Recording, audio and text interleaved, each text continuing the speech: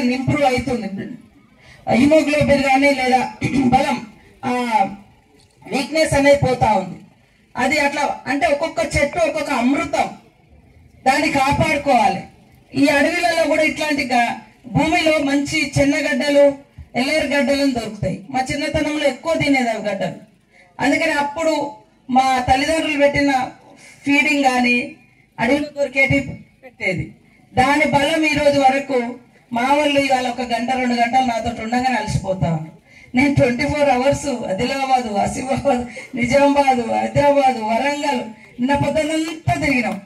మళ్ళీ ఇప్పుడు మళ్ళీ పాకాలు, కొత్తగూడ, గంగారం అటంతా, మళ్ళీ పొద్దున ఇంకొక జిల్లా, మళ్ళీ ఇంకొక ఎక్కడ కూడా విరామం లేకుండా న్యాచురల్ ఫుడ్, పెస్టిసైడ్స్ లేనటువంటి ఫుడ్ తినాలి. నేను కూడా చాలా వరకు ట్రై చేస్తా ఉన్నారే.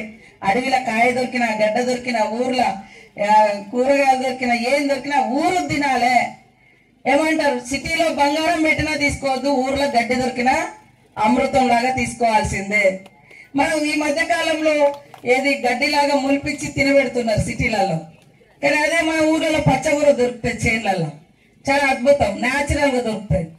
అట్లా సహజంగా దొరికే వాటిని మనం తీసుకుంటే మన ఆరోగ్యం కాపాడుకుంటాం.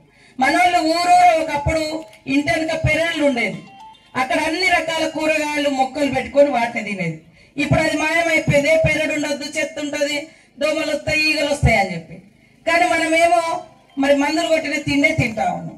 సో అట్లా మనకు మనమే ఆరోగ్యాన్ని, శరీరాన్ని ఆగం చేసుకునే పరిస్థితి. దాని